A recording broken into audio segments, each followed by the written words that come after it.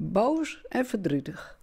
Dat is hoe de bewoners van de onleunwenningen van Mekkamastaten haren vielen. Zo'n vorige weekendje is de lift stikken en kennen de meeste bewoners haar huis net meer uit, omdat treprennen net meer slaget.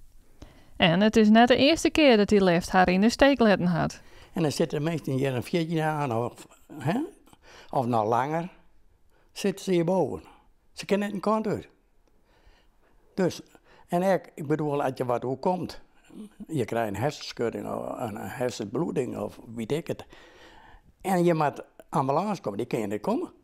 Ja, dan mag je via het balkon naar een heewerker.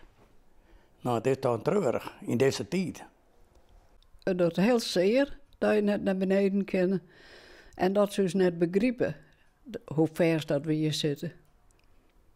Nee, want je hebt echt het gevoel of zit je hier opsluiten dus? Echt, we zitten echt opsluiten. Ik net alleen. We zitten alle keer hier opsluiten. En dan ben je op mijn leeftijd en dan zit je zo vast. We zijn eindagjes met ze, dat weet ik. Maar op mijn leeftijd, dat je dan nog zo vast zit, dat ze zo'n beetje ver is door. Dat is net een begrip. Echt net. Zo'n van de midden naar de Westerijn. Ik weet niet hoe dat heet. De Sanjes. Maar dan moet ik wel naar beneden. En dat is een tour. En dan het allerslimste nog, dan moet ik weer naar boven. Dat is nog minder vaak, hè? Dat bedoel ik. Dat is heel, heel erg.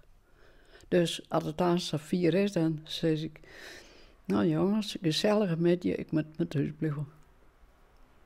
Ik ben je graag bij je, ik vind je erg schitterend. Machtig mooi uitzicht. Maar ja, die verrekte lift, nou, dat is een onding.